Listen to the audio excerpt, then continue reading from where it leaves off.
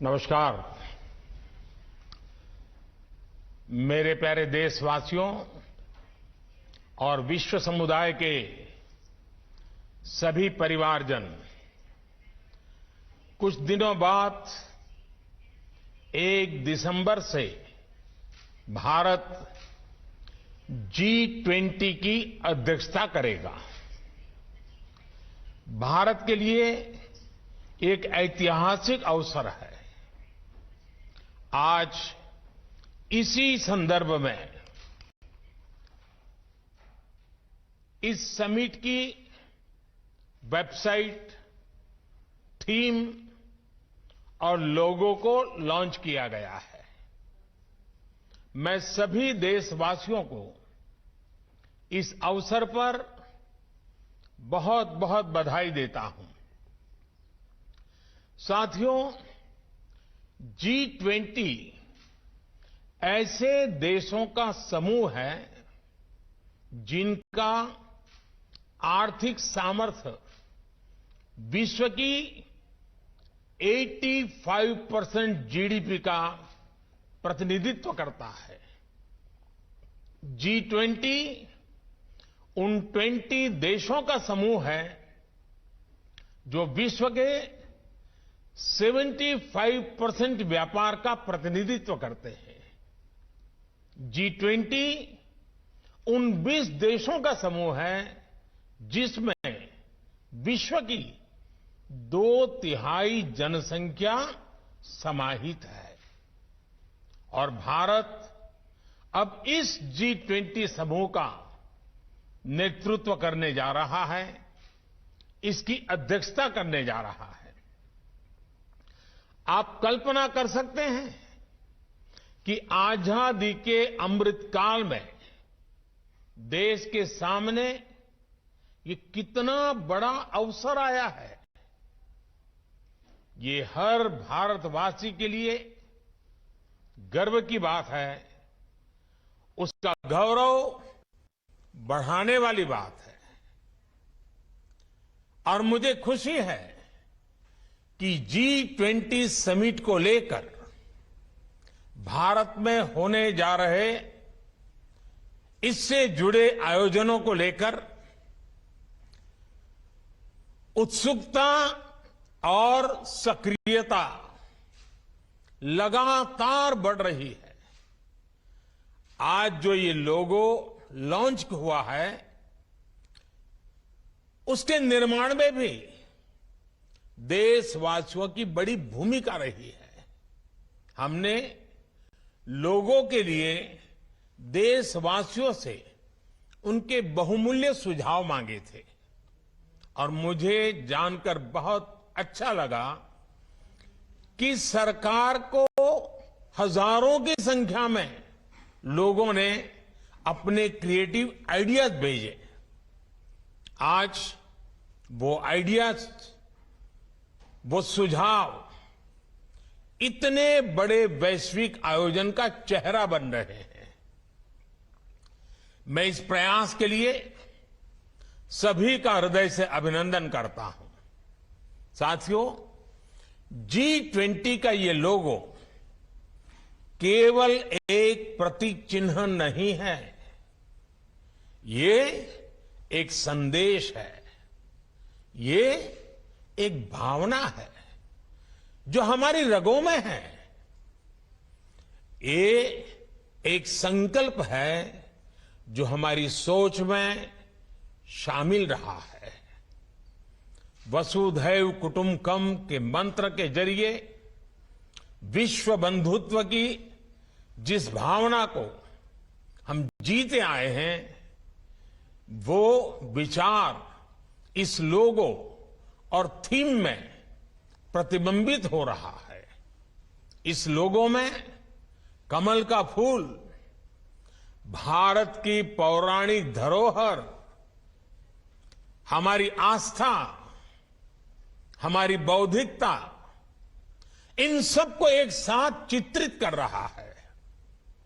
हमारे यहां अद्वैत का चिंतन जीव मात्र में एकत्व का दर्शन रहा है।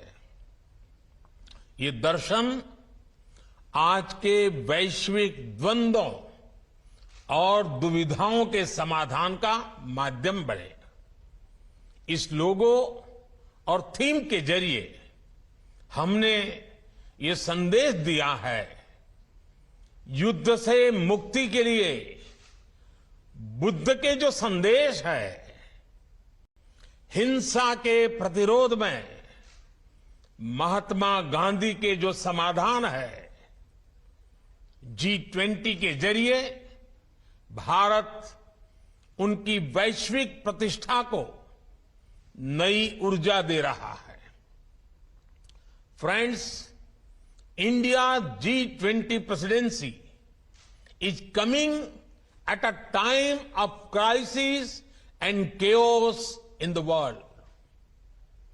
The world is going through the after effects of disruptive, once in a century pandemic, conflicts, and lot of economic uncertainty.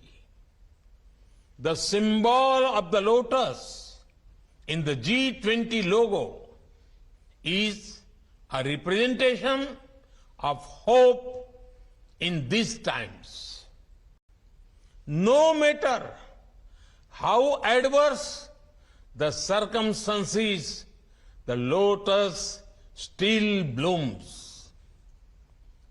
Even if the world is in a deep crisis, we can still progress and make the world a better place. In Indian culture, both the goddesses of knowledge and prosperity are seated on a lotus. This is what the world needs most today. Shared knowledge that helps us overcome our circumstances, and shared prosperity that reaches the last person at the last mile. This is why in the G20 logo, the earth is placed on lotus too.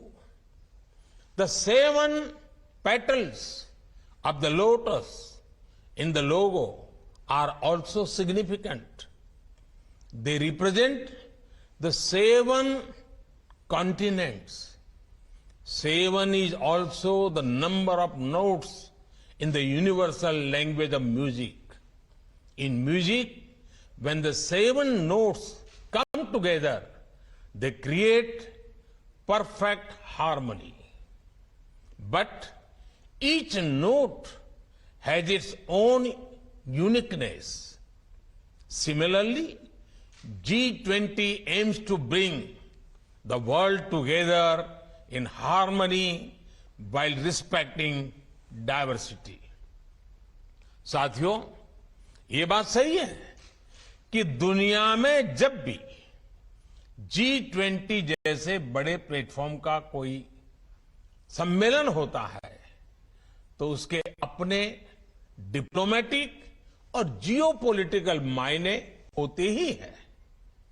ये स्वाभाविक भी है, लेकिन भारत के लिए ये summit केवल एक डिप्लोमेटिक मीटिंग नहीं है। भारत इसे अपने लिए एक नई जिम्मेदारी के रूप में देखता है। भारत इसे अपने प्रति दुनिया के विश्वास के रूप में देखता है। आज विश्व में भारत को जानने की, भारत को समझने की एक अभूतपूर्व जिज्ञासा है। आज भारत का नए आलोक में अध्ययन किया जा रहा है। हमारी वर्तमान की सफलताओं का आकलन किया जा रहा है। हमारे भविष्य को लेकर अभूतपूर्व आशाएं प्रकट की जा रही हैं। ऐसे में ये हम देशवासियों की जिम्मेदारी है कि हम इन आशाओं अपेक्षाओं से कहीं ज्यादा बेहतर करके दिखाएं। यह हमारी जिम्मेदारी है कि हम भारत की सोच और सामर्थ्य से भारत की संस्कृति और समाज शक्ति से विश्व को परिचित कराएं। ये हमारा दायित्व है कि हम अपनी हजारों वर्ष पुरानी संस्कृति की बौद्धिकता और उसमें समाहित आधुनिकता से विश्व का ज्ञानवर्धन करें। जिस तरह हम सदियों और सहस्त्राब्दियों से जय जगत के विचार को जीते आए हैं, आज हमें उसे जीवंत कर आधुनिक विश्व के सामने प्रस्तुत करना होगा। हमें सबको जोड़ना होगा, सबको वैश्विक कर्तव्यों का बोध कराना होगा। विश्व के भविष्य में उनकी अपनी भागीदारी के लिए जागृत करना होगा, प्रेरित करना होगा।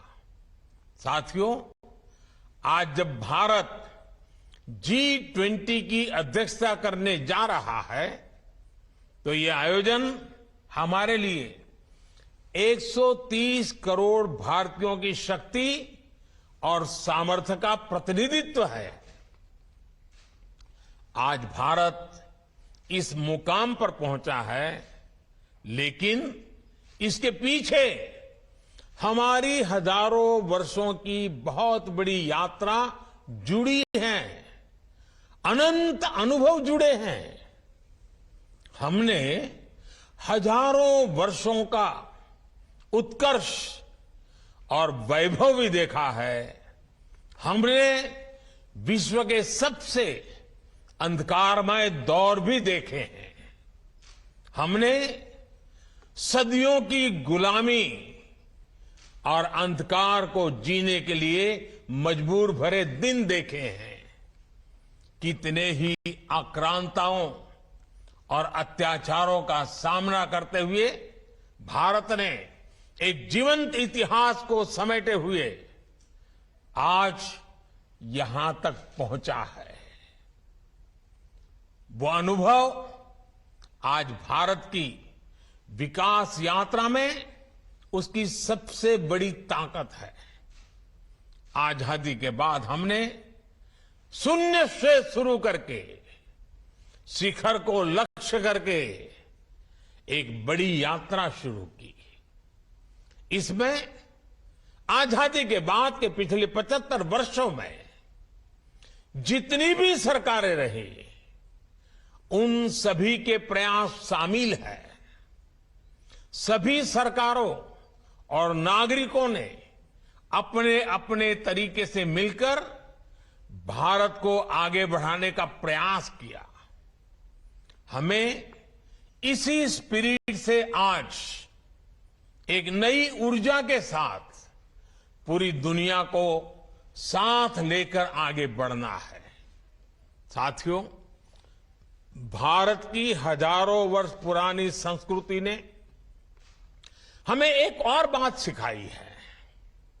जब हम अपनी प्रगति के लिए प्रयास करते हैं, तो हम वैश्विक प्रगति की परिकल्पना भी करते हैं। आज भारत विश्व का इतना समृद्ध और सजीव लोकतंत्र है। हमारे पास लोकतंत्र के संस्कार भी हैं और मदर ऑफ डेमोक्रेसी के रूप में गौरवशाली परंपरा भी है। भारत के पास जितनी विशिष्टता है, उतनी ही विविधता भी है। ये डेमोक्रेसी, ये डायवर्सिटी, ये इंडिजीनियस अप्रोच, ये इंक्लूसिव सोच, ये लोकल लाइफस्टाइल, ये ग्लोबल थॉट्स आज वर्ल्ड इन्हीं आइडियाज में अपनी सभी चुनौतियों के समाधान देख रहा है। और G20 इसके लिए एक बड़े अवसर के रूप में काम आ सकता है। हम दुनिया को ये दिखा सकते हैं कि कैसे डेमोक्रेसी जब एक व्यवस्था की साथ साथ एक संस्कार और संस्कृति बन जाती है तो कॉन्फ्लिक्ट का स्कोप समाप्त हो जाता है। हम दुनिया के हर मानव को आश्वस्त कर सकते हैं कि प्रगति और प्रकृति दोनों एक दूसरे के साथ चल सकते हैं। हमें सस्टेनेबल डेवलपमेंट को केवल सरकारों के सिस्टम की जगह इंडिविजुअल लाइफ का हिस्सा भी बनाना है, इसका विस्तार करना है। एनवायरमेंट हमारे लिए ग्लोबल कॉज के साथ साथ पर्सनल रिस्पॉन्सिबिलिटी भी बनना चाहिए। साथियों, आज विश्व इलाज की जगह आरोग्य की तलाश कर रहा है। हमारा आयुर्वेद, हमारा योग, जिसे लेकर दुनिया में एक नया विश्वास और उत्साह है, हम उसके विस्तार के लिए एक वैश्विक व्यवस्था बना सकते हैं। अगले साल विश्व इंटरनेशनल ईयर ऑफ मिलेट्स मनाने जा रहा है, लेकिन हम तो सदियों से अनेकों मोटे अनाज को अपने घर की रसोई में जगह दिए हुए हैं।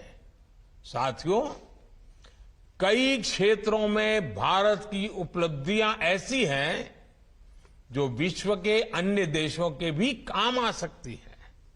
उदाहरण के तौर पर भारत ने डिजिटल टेक्नोलॉजीज का उपयोग जिस तरह विकास के लिए किया है, इंक्लूजन के लिए किया है, भ्रष्टाचार मिटाने के लिए किया है, ईज ऑफ डूइंग बिजनेस और ease of doing governance, ease of living बढ़ाने के लिए किया है, ये सभी विकासशील देशों के लिए मॉडल्स हैं, टेम्पलेट्स हैं।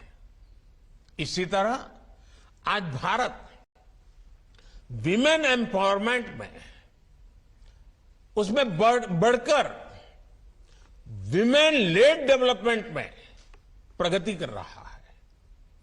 हमारे जनधन अकाउंट्स और मुद्रा जैसी योजनाओं ने महिलाओं के फाइनेंशियल इंक्लूजन को सुनिश्चित किया है।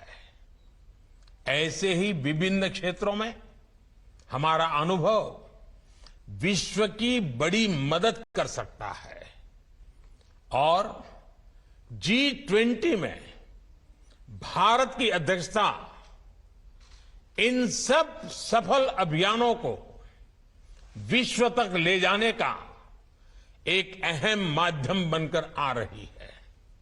साथियों, आज का विश्व सामूहिक नेतृत्व की तरफ बहुत आशा से देख रहा है, चाहे वो G7 हो, G77 हो या फिर UNGA हो।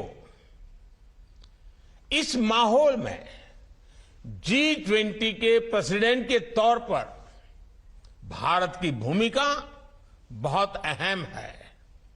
भारत एक और विकसित देशों में से घनिष्ठ रिश्ते रखता है और साथ ही विकासशील देशों के दृष्टिकोण को भी अच्छी तरह से समझता है, उनकी अभिव्यक्ति करता है। इसी आधार पर हम अपनी G20 अध्यक्षता की रूपरेखा ग्लोबल साउथ के उन सभी मित्रों के साथ मिलकर बनाएंगे जो विकास के पथ पर दशकों से भारत के सहयात्री रहे हैं। हमारा प्रयास रहेगा कि विश्व में कोई भी विश्व में कोई भी फर्स्ट वर्ल्ड या थर्ड वर्ल्ड, फर्स्ट वर्ल्ड या थर्ड वर्ल्ड न हो, बल्कि केवल केवल वन वर्ल्ड हो। भारत पूरे विश्व को एक कॉमन ऑब्जेक्टिव के लिए, एक बेहतर भविष्य के लिए साथ लाने के विजन पर काम कर रहा है। भारत ने वन सन, वन वर्ल्ड, वन ग्रिड के मंत्र के साथ विश्व में रिन्यूएबल एनर्जी रिवॉल्यूशन का आह्वान किया है। भारत ने वन अर्थ, वन हेल्थ इस मंत्र के साथ ग्लोबल हेल्थ को मजबूत करने का अभियान चलाया है। और अब G20 में भी हमारा मंत्र है one earth, one family, one future. Bharat के यही विचार, यही संस्कार विश्व कल्याण का मार्ग प्रशस्त करते हैं। साथियों, आज मेरा देश की सभी राज्य सरकारों, सभी राजनीतिक दलों से भी एक आग्रह है। ये आयोजन सिर्फ केंद्र सरकार का नहीं है, ये आयोजन हम भारतीयों का आयोजन है। G20 हमारे लिए अतिथि देवो भव की अपनी परंपरा के दर्शन करवाने का भी एक बड़ा अवसर है। ये G20 से जुड़े आयोजन केवल दिल्ली या कुछ जगहों तक ही सीमित नहीं रहेंगे। इसके तहत देश के कोने कोने में कार्यक्रम होंगे। हमारे हर राज्य की अपनी विशेषताएं हैं, अपनी विरासतें हैं। हर राज्य की अपनी संस्कृति है, अपना सौंदर्य है, अपनी आभा है, अपना आतिथ्य है। राजस्थान का आतिथ्य आमंत्रण है, पधारो मारे देश। गुजरात का प्यार भरा अभिनंदन है, तमारू स्वागत छे। यही प्यार केरला में, मलयालम में दिखता है, एल्लावर्कुम स्वागतम। अतुल्य भारत का दिल मध्य प्रदेश कहता है, आपका स्वागत है। पश्चिम बंगाल में मीठी बांग्ला में आपका स्वागत होता है, अपना के स्वागत जानाई। तमिलनाडु में कदेगल मुड़ी बदुलवे यू कहता है, थंगल वरव नलवर बाहुए। यूपी का आग्रह होता है, यूपी नहीं देखा तो भारत नहीं देखा। हिमाचल प्रदेश तो ये destination for all seasons and all reasons, यानी हर मौसम, हर वजह के लिए हमें बुलाता है। उत्तराखंड तो सिंपली हेवन ही है। ये आतिथ्य, ये विविधता विश्व को विस्मित करती है। G20 के जरिए हमें अपने इस प्यार को दुनिया तक पहुंचाना है। साथियों, अभी अगले हफ्ते में मुझे इंडोनेशिया जाना है। वहां पर विधिवत रूप से भारत को G20 की अध्यक्षता लिए जाने की घोषणा होगी। मैं देश के सभी राज्यों से, सभी राज्य सरकारों से भी आग्रह करता हूं, वो इसमें अपने राज्य की भूमिका का ज्यादा से ज्यादा विस्तार करें। इस अवसर का अपने राज्य के लिए लाभ उठाएं। देश के सभी नागरिक, बुद्धिजीवी भी इस आयोजन का हिस्सा बनने के लिए आगे आए। अभी लॉन्च हुई वेबसाइट पर आप सभी इसके लिए अपने सुझाव भेज सकते हैं, अपने विचार प्रकट कर सकते हैं। विश्व कल्याण के लिए भारत कैसे अपनी भूमिका को बढ़ाए, इस दिशा में आपके सुझाव और साझेदारी G20 जैसे आयोजन की सफलता को नई ऊंचाई देंगे। मुझे विश्वास है ये आयोजन न केवल भारत के लिए यादगार रहेगा, बल्कि भविष्य भी विश्व के इतिहास में इसका आकलन एक महत्वपूर्ण अवसर के रूप में करेगा। इसी कामना के साथ आप सभी को एक बार फिर हार्दिक शुभकामनाएं। बहुत बहुत धन्यवाद।